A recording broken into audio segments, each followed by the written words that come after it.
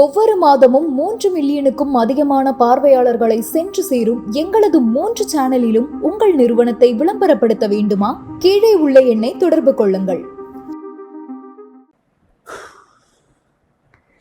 சமாதானம் சமாதானம் சமாதானம் அந்த பேச்சுக்கே இடம் இல்லை. ஏன்னா அந்த தாவேக ஆளுங்கெல்லாம் பார்த்தீங்கன்னா இன்பாக்ஸில் எல்லாத்துலேயும் கொலை மிரட்டல். நீ கன்னியாகுமரி முட்டம் வா, உன்னை முட்டம் பண்ணிடுறேன், நீ ராயபுரம் வா அப்படின்ட்டு. நானே வடச்சென்னை திருவொற்றியூர் தான்டா, ராயபுரம் வான்றான், டெய்லி அந்த வழியே தான்டா வேலைக்கு வந்துட்டு போயிட்டு இருக்கேன். என்னடா நீனு? ராயபுரத்தில் எனக்கு புரியல, வடச்சென்னை முழுக்க நான் புழங்கி இருக்கிறேன், என் ராயபுரம் வா அதுக்கு வான்றான். இவனா ஒரு சின்ன பையன் திடீர்னு வெளியே சோசியல் மீடியாவில் ஆக்டிவாக இருப்பான் போல இருக்கு. சரி, அது இருக்கட்டும். நிறைய பேர் அதுவும் பொறுப்புல இருக்கவன் எல்லாரும் மிரட்டல், கொலை மிரட்டல் விடுறாங்க. அதான் எனக்கு ஆச்சரியமா இருக்கு. என்னடா எந்த தைரியத்திலடா விடுறீங்க, சட்ட ஒழுங்கெல்லாம் பேசுறீங்கன்னு. அதுல ஒருத்தன் தாவிகா பொறுப்புல இருக்கான், போட்டோ டிபி எல்லாம் போடுறான், சுய இன்பம் செய்யற போட்டோவை எனக்கு அனுப்புறான். எவ்வளவு கேவலமான ஜென்மமா இருக்கு. எல்லாத்தையும் ரிலீஸ் பண்ணுவேன்.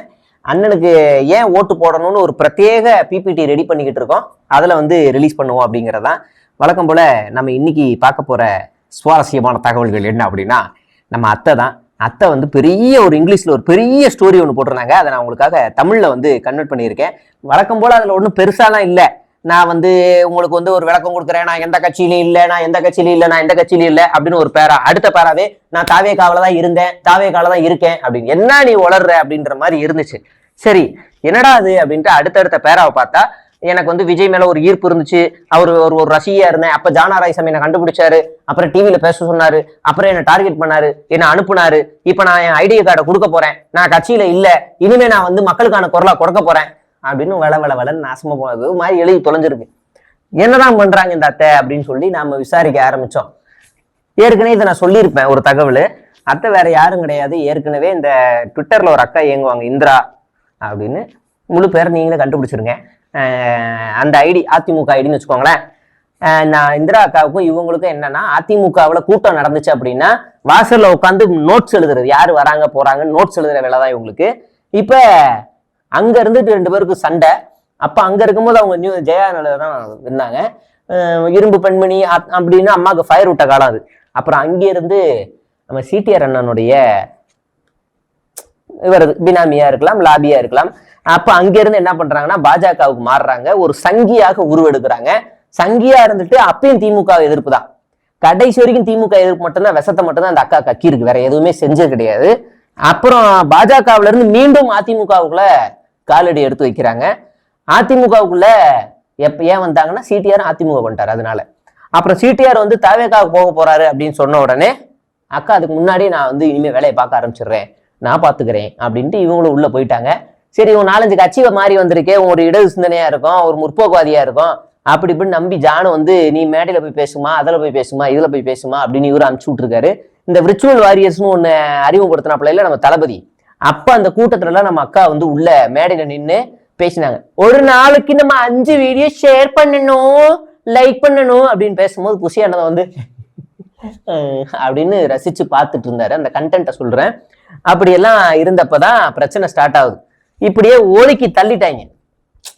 ஒதுக்கி தள்ளுறதுக்கு காரணம் என்ன அப்படின்னு நம்ம போய் விசாரிச்சோம். நான்லாம் ஜான் ஆர்எஸ் மனுஷனே இல்லை தெரியுமா, நீ எல்லாம் போய் ஒரு பெண் அரசியலுக்கு வர ஒடுக்கிட்டே நாசமா போயிருவேன் அப்படிலாம் நான் திட்டணும்னு நினைச்சேன். அப்புறம் போய் விசாரிச்சேன் பாருங்க, மிரண்டுட்டேன். என்னடா அரசியல்வாதிங்க மணல் கொள்ள மாஃபியா, என்ன நீங்க வேற அக்கா பாரு என்ன மாஃபியா பண்ணுது அப்படின்னு மிரண்டேன். என்னன்னா அக்கா ஒன்று கேட்டிருக்காங்க, இந்த மாதிரி எனக்கு என்டையர் டிவிக்கு விங் வேணும், நான் எனக்கு கீழே ஒரு விங் வச்சு இயக்கி நான் செமையா செய்வேன், எனக்கு ஒரு ஃபாலோவர்ஸ் இருக்கு அப்படி இப்படின்னு பக்காவா வேலை பார்த்தாங்க. அக்கா ட்ரெண்ட் ஆனது காரணமே மோடியை வச்சு ஒரு ட்வீட் போட்டாங்க மோடிக்கு அகெயின்ஸ்டா. ஆனா அந்த அக்கா மோடிக்கு அகெயின்ஸ்ட்லாம் கிடையாது, ஆனா ஒரு ட்வீட் தான் போட்டாங்க. ஆனா அவங்க சங்கியா தான் இருந்தாங்க. அப்ப இந்த மேட்டர்லாம் வருது. இவங்க என்ன பண்றாங்கன்னா தாவேகாவுக்குள்ள சேர்ந்ததுக்கு அப்புறமா தனக்கு எவனாவது கமெண்ட் கொடுத்தா, தனக்கு எவனாவது எதிராக பேசினா, அது நாத்தாக்காவோ இல்ல திமுகவோ இல்ல அதிமுகவோ இல்ல வேற யாராவது இருந்தாலும் சரி, அந்த நபர்களை மட்டும் நீ டார்கெட் பண்ணு, அவங்களுக்கு கவுண்டர் கொடு, இவங்களை ரிப்போர்ட் அடி அப்படின்னு யாரெல்லாம் அக்காக்கு எதிராக பேசுறாங்களோ அந்த லிங்கை மட்டும் குரூப்ல எடுத்து போடுறது. எது தாவேகா குரூப்ல இந்த பசங்களை அதுக்காகவே இயங்கினார். ஒரு ஐடி விங்கு கட்சிக்காகவோ விஜய்க்காகவோ இயங்கல, அக்காக்காக இயங்க வச்சுது. அப்ப இதெல்லாம் பண்ணிக்கிட்டு இருந்தபோது ஜான் வந்து ஸ்மெல் பண்ணிட்டாப்ல, இது என்ன இப்படி இருக்கு அப்படின்னு. அது இல்லாம புறணு பேசுற புத்தி அக்காவுக்கு ரொம்ப ஜாஸ்தி. உனக்கு ஜானை பத்தி தெரியாது, ஜான் அப்படியா அப்படின்னு அங்க பேசுறது. ஜான் அப்படின்னு இங்க வந்து புறணி பேசுறது. 2 பேரை பத்தி ஆத விட்ட புறணி பேசுறது. இப்படி பேசும்போது 4 பேரும் ஒன்னா உட்காரும் போது தெரிஞ்சிரும்ல, யார் சொன்னா சோனி, யார் சொன்னா சோனியா, யார் சொன்னா சோனியா, யார் சொன்னா. அப்ப 4 பேர்ட்டையும் கேம் ஆடுதா, தூக்கிடாத அப்படின்னு 4 பேரும் சேர்ந்து அன்னைக்குதான் மூளை வேலை செஞ்சிருக்கு. 4 பேருக்கும் தூக்கிட்டாங்க. அப்ப தூக்கணுன்னே ஆள் வந்து புலம்ப ஆரம்பிச்சிட்டாங்க. நான் டிவிக்கு அகேன்ஸ்டா இருக்கேன், என்ன குறிப்பிட்ட சீன் வந்து என்ன ஆபியஸ் பண்றாங்க அப்படின்னு சொல்றாங்கல்ல. இதுக்கு பின்னாடி இவங்க என்னென்ன பண்றாங்கன்றது வரேன். அதாவது ட்விட்டர்ல ஒரு ஐடி குரூப் ஒன்று உருவாக்குறாங்க, ரிப்போர்ட் அபியூசஸ் அப்படின்னு ஒரு ஐடியை உருவாக்குறாங்க. அந்த ஐடி யாரெல்லாம் இணையதளங்கள்ல அபியூசஸா நடந்துக்கிறாங்களோ அவங்க எல்லாரையுமே டார்கெட் பண்றதுதான் அந்த ஐடி. சரி, இது நல்லா இருக்கே, நல்ல முயற்சியா இருக்கே, அதாவது அபியூசஸ் இல்லாத ட்விட்டர் உலகம்னு சொல்லி மாத்தணுங்கிறதான் டார்கெட்டு பண்ணலாங்கன்னு சொல்லி சில இடது சார்ந்த சிந்தனையாளர்களும் திமுக ஆளுங்களும் அதுல போய் ஜாயின் பண்ணாங்க. இது பெரிய இடது சிந்தனையாளர்னு பார்த்தா இட்டிக்கா அப்படின்னு வெளியும் ஓடிட்டாங்க. என்னன்னா ஒரு ஐடி, இப்ப சொல்ல போறோம்னா அக்காக்கே செம ஷாக்கா இருப்போம். கருவாயின்னு ஒரு ஐடி அக்காவை பயங்கரமா திட்டி பயங்கரமா அம்பலப்படுத்தி பயங்கரமா போட்டுட்டு இருந்தாரு. அவர் இன்னும் நிறைய ஸ்டோரி சொல்லிருக்காரு, அது சொல்றேன்னு சொல்லியிருக்காங்க, நம்ம விசாரிச்சுக்கிட்டு இருக்கோம், அது தனியா சொல்றேன்.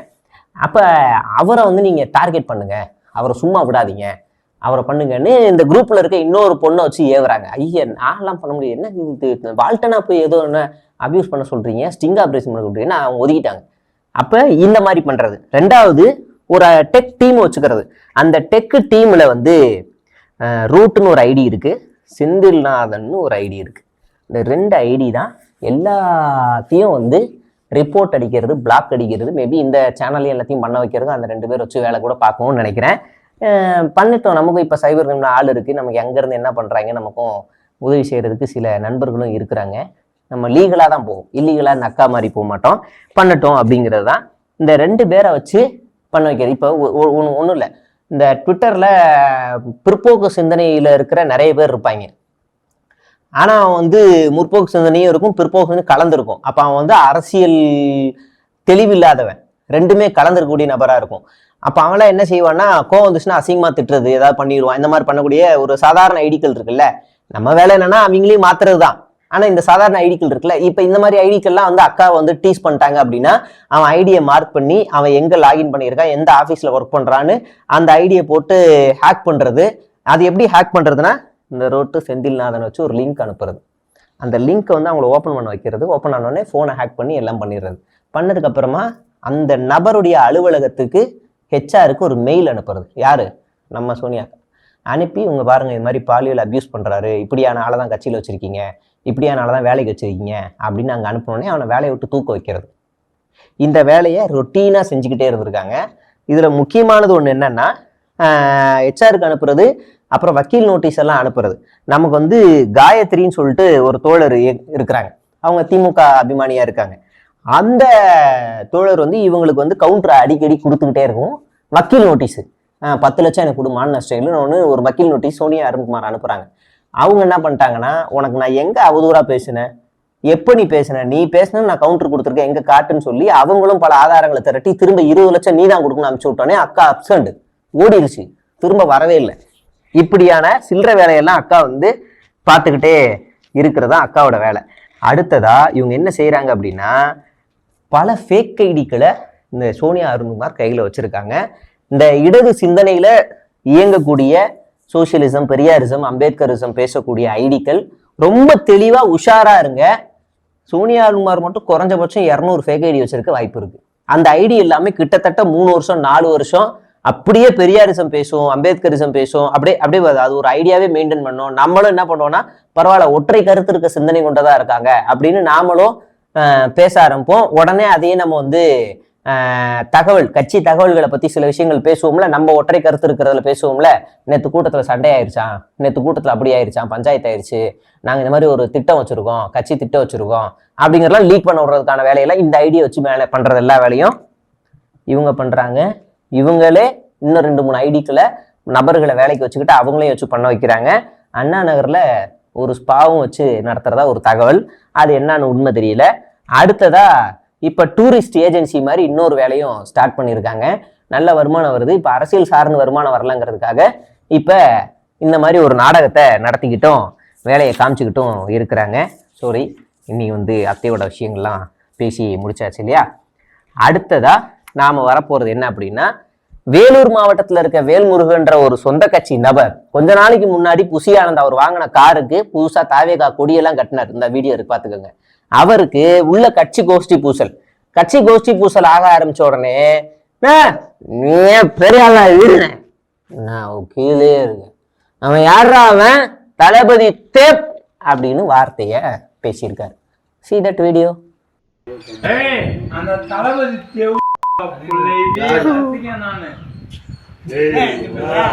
இதான் கட்சியோட நிலைமை. எந்த கட்சியிலேயாவது தான் சொந்த கட்சி தலைவரை மரியாதை குறைவா பேசுற அளவுக்கு வாய் துணிச்சல் வருமா? அப்படி பேசுனா பக்கத்துல இருக்கவன் என்ன செய்வான்? செருப்பு எடுத்து அடிப்பாங்க. ஏன்டா தலைவனை பத்தி பேசுறேன்னு அடிச்சு விரட்டிடுவாங்க. அவங்களும் இப்படி பாக்குறாங்க. இவரும் கேவலமா திட்டுறாப்புல. இதுதான் அந்த கட்சியோட பீத்திரமான வேலை.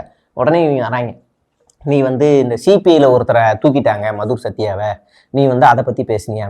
நான் ஏன் பேசணும்? ஒரே விஷயம், மதுர் சத்யா ஒரு அக்யூஸ்ட், பாலியல் குற்றவாளி. யாராவது இப்ப காப்பாத்தணுமா? பாலியல் குற்றவாளி. நான் என்ன கேட்கிறேன்னா, சிபிஐ பத்தி பேசுறதுக்கெல்லாம் ஒரு நாய்க்கும் இங்க தகுதியே கிடையாது. கம்யூனிஸ்ட் பார்ட்டி ஆஃப் இந்தியாவை பத்தி பேசுறதுக்கு ஒரு நாய்க்கும் தகுதி இல்லை. முக்கியமா தாவேகா, பாஜக, அதிமுக இருக்கிற எந்த பொறுக்கிகளுக்கும் பேசுறதுக்கு இதை பத்தி தகுதியே கிடையாது. சிபிஐயை பத்தி பேசுறது, மதுர் சத்யாவை நீ என்ன வேணாலும் பேசிக்க, அதை பத்தி எனக்கு அவ்வளவு கிடையாது. ஏன்னா சிபிஐ கட்சி அலுவலகத்துக்கு ஒரு மெயில் வருது, அடுத்த நாள் கட்சி அவசர கூட்டம் போடப்படுது, உடனடியாக அந்த நொடியே நடவடிக்கை எடுத்து கட்சியில இருந்து வெளியே அனுப்புறாங்க. ரைட்டு, சரியா? அடுத்து காவல் நிலையத்துல சட்ட ரீதியான உதவிகளும் செய்யப்படுது. ரெண்டாவது, யாரெல்லாம் பாதிக்கப்பட்டிருக்காங்களோ நம்பர் கொடுங்கன்னு சொல்றாங்க. அப்ப கம்யூனிசம் சரியான பாதையில் தானே இருக்கு. கம்யூனிச கட்சியில நீ அதுல இருந்து நீ தவறு செய்தால் அது நீ யாரா இருந்தாலும் தூக்குவோம், இதுதான் எங்களுடைய முடிவுன்றதுல தெளிவா இருக்கு. எந்த கட்சியில பாலியல் பொறுக்கிய இந்த மாதிரி டக்குன்னு தூக்குன சொல்லு பார்க்கலாம். அப்ப நீ மதுர் சத்யா அவரை நீ என்ன வேணாலும் விமர்சனம் பண்ணிக்காது, எனக்கு கவலையே கிடையாது. சிபிஐ கட்சியை எப்படி பேசுவீங்கன்னு ஒண்ணு இருக்கு. அப்ப நாம இந்த இடத்துல இந்த ஸ்டாண்ட்ல நிக்கிறோம். Stand with victim. கட்சியும் அந்த விக்டிம் கூட தான் நிக்குது, நாங்களும் அந்த விக்டிம் கூட தான் நிக்கிறோம். இதுல என்ன உங்களுக்கு பிரச்சனை அப்படின்னு நம்ம கேட்கிறோம். ஒருத்தானே போடுறா, ஒரு பொண்ணா பையனான்னு தெரியல, அந்த ஐடியா அப்படிதான் இருக்கு. எப்படி பிராமணர்களில் நல்லவர்கள் என்று ஒரு தியரி இருக்கிறதோ, அதே போல கம்யூனிச பெரியாரிச மார்க்சிய போர்வையில் ஒரு நல்லவர்கள் இருக்க ஒரு தோற்றம் இருக்குங்க. நான் என்ன கேட்கிறேன்னா, பாப்பான் கொலை பண்ணாலும் பாப்பான் காப்பாத்துவான், பாப்பான் குடிச்சிட்டு காரை ஏத்தி போனாலும் பாப்பான் வக்கீலா பாப்பா காப்பாத்துவான், பாப்பா எவ்வளவு மோசமான காரியம் பண்ணாலும் பாப்பாடே நின்று துணைக்கி நிப்பான் இல்லையா? இங்க அப்படி நடந்துச்சா? யாரை காப்பாற்றி இருக்கிறார்கள்? முதல்ல காட்டி போலீஸ்ல போய் காட்டி கொடுத்து இந்தா புடி அரெஸ்ட் பண்ணு தப்பு அப்படின்னு ஒரு கட்சி நிக்குது. அதை நீ எப்படி இந்த பாப்பான் கூட்டத்தோட கம்பேர் பண்ணுவீங்கன்னு எனக்கு தெரியல. குற்றவாளி தான். அந்த ஆடு பக்கத்துல யாரும் நிக்க போறது இல்லை, அது தனி, அது அவங்க தனி. இங்க இந்த ஸ்டாண்ட்ல இருந்து நீ பேசலாங்கிறாங்க. இதான் என் ஸ்டாண்டு. நடவடிக்கை எடுத்துருச்சு, முடிஞ்சு, அவ்வளவுதான். செந்தில்நாதன் மாதிரி இன்னைக்கு வரைக்கும் கட்சிக்குள்ள காப்பாத்திக்கிட்டு இருக்காங்களா? கேடி ராகவன் மாதிரி இன்னைக்கு வரைக்கும் காப்பாத்திக்கிட்டு இருக்கிறாங்களா? இல்ல பொள்ளாச்சி வழக்குல மாட்டினானே ஒருத்தன் முருகானந்தம்னு, அவனை எத்தனை நாள் கழிச்சு காப்பாத்தினாங்க? வெளியில அம்பலமானதுக்கு அப்புறம் தானே தூக்கி உள்ள உட்கார வச்சாங்க. இப்படி பட்டியல் போட்டா அசிங்கமாயிரும் இல்லையா? அப்ப உடனே திமுக வருவாங்க. டேய், திமுக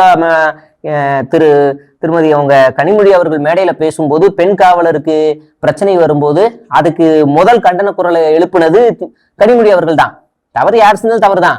ஆட்சிக்கு 2021 ஒரு சில மாதங்கள்ல ஒரு சிறுமிக்கு பாலியல் வன்கொடுமை செய்து ஒரு திமுக பிரமுகர்னு செஞ்ச உடனே முதல் குரல் கொடுத்தது கனிமொழி தான். யாரா உங்க கட்சியில வேண்டாம் குரல் கொடுத்தது? நீங்க எல்லாம் இடது சிந்தனையில இயங்கக்கூடிய அமைப்புகள் கட்சிகளை பத்தி பேசுறதுக்கு திராணியும் தகுதியும் உங்களுக்கு இல்லை அப்படிங்கிறதுல இதுல இருந்து சொல்றேன். இதுக்கப்புறம் அவங்க பேசுறது பேசட்டும். அடுத்து கவுண்டர் கொடுக்க ரெடியா தான் இருக்கும். அடுத்து நம்ம விஜய் என்ன மும்பை விசிட். நான் ஏற்கனவே சொன்னேன், இவங்க இது ஜனநாயகன் படத்தை தேர்தலுக்கு முன்னாடியே ரிலீஸ் பண்றதுக்கான எல்லா வேலையிலையும் இறங்குறானுங்கன்னு ஜனவரி மாசமே சொல்லிட்டேன். இப்போ அதுக்கான வேலைகளை இவங்க ஸ்டார்ட் பண்ணிட்டாங்க. மும்பையில் ஏதோ ப்ரொடக்ஷன் சம்மந்தமான வேலைக்காக தான் போகிறாரு. பேருக்காக வளகாப்பு போகிறேன்னு சொல்லி ஒரு பிட்டு. ஆனால் படம் சம்மந்தமாட்ட ஏதோ ஒரு வேலைகள் தான் போகிறாரு.